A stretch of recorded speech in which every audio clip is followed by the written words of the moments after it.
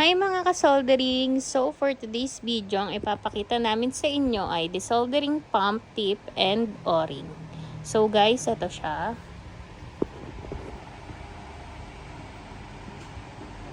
So yan ang ating mga desoldering pump, tip, and o-ring.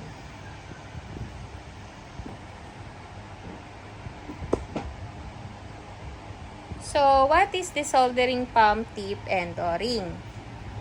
A desoldering pump, tip, and o-ring are parts of a manual desoldering pump, also called a solder sucker. A tool used to remove molten solder from electronic joints. Here's what each part is in simple terms. Desoldering pump tip. This is the nozzle at the front of the pump, usually made of heat-resistant plastic like PTFE or Teflon, or sometimes silicone. It is placed directly over melted solder. When the pump is triggered, the tip channels the solder into the pump. Tips can wear out, melt, clog, or deform, so they're often replaceable. O-ring. The O-ring is a small rubber sealing ring inside the pump. It sits around the flanger or piston. Number 2. It sits around the flanger piston. Number 3. Its job is to create an airtight seal, which allows the pump to generate strong suction. Number 4. If the O-ring dries out, cracks, or wears down, the pump will lose suction and stop working. Why they matter?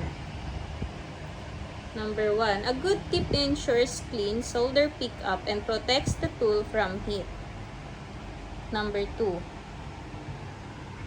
A healthy O-ring ensures strong suction. Number 3. Replacing either part can restore an old or weak desoldering pump instead of buying a new one.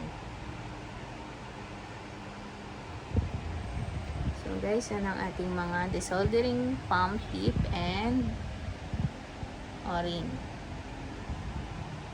So what is the use of desoldering pump and O-ring? The desoldering pump and its O-ring are used together to remove solder from electronic connection during repair or rework. Use of a desoldering pump. A desoldering pump solder sucker is used to: Number 1. Remove molten solder from circuit boards. Number 2. Free electronic components so they can be removed or replaced. Number 3. Can excess solder from joints. Number 4. Help fix soldering mistakes during electronics work. How it's used. Number 1. Heat the solder joint with a soldering iron. Number 2. Place the pump tip over the melted solder. Number 3. Press the release button. The pump sucks up the solder. Use of the O-ring.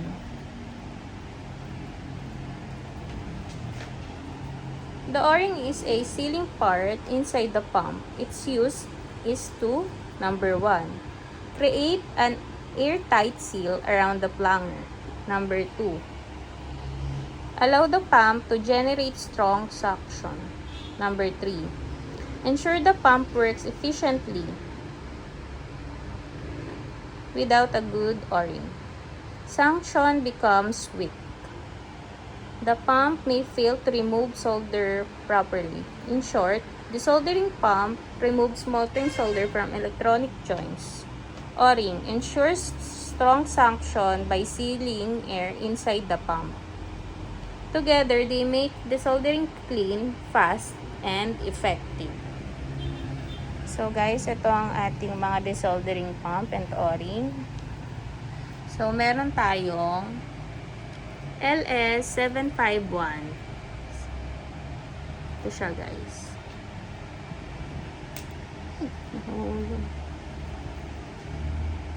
Yan siya guys.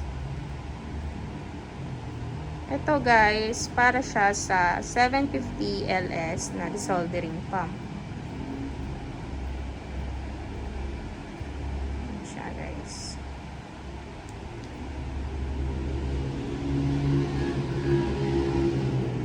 Ito ang ating LS751.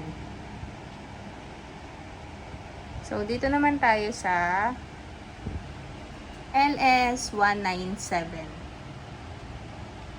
Ito naman guys ay para siya sa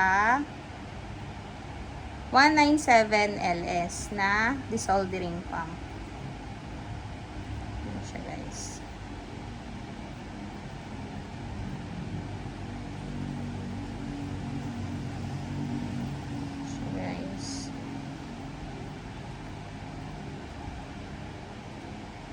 So, dito naman tayo sa desoldering pump tip Edsin LS363. Din siya guys. Ito naman guys, para siya sa 350G na desoldering pump.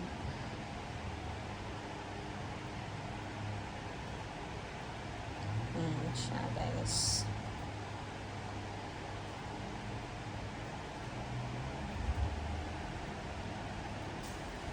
So, dito naman tayo sa Edsin desoldering pump tip Edsin SRT-12. Ito naman guys, para siya sa desoldering pump DS017 na desoldering pump.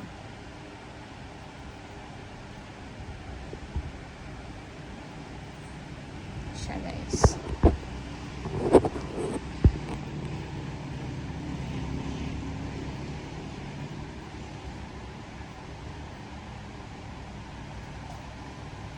So guys, dito tayo naman sa o-ring.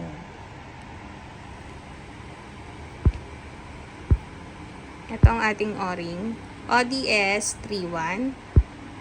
Para naman siya sa o-ring DS017LS and DS107 na desoldering pump. Ayan siya guys.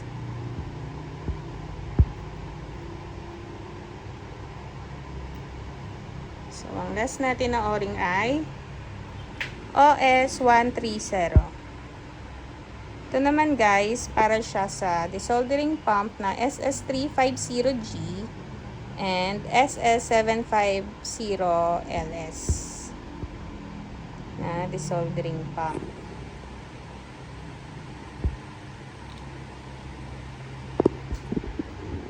Ayan siya guys.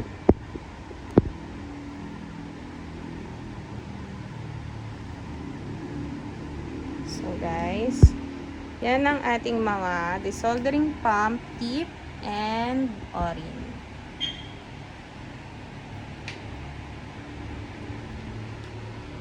So guys, ayun lang. Please subscribe our YouTube channel and TikTok account. Thank you!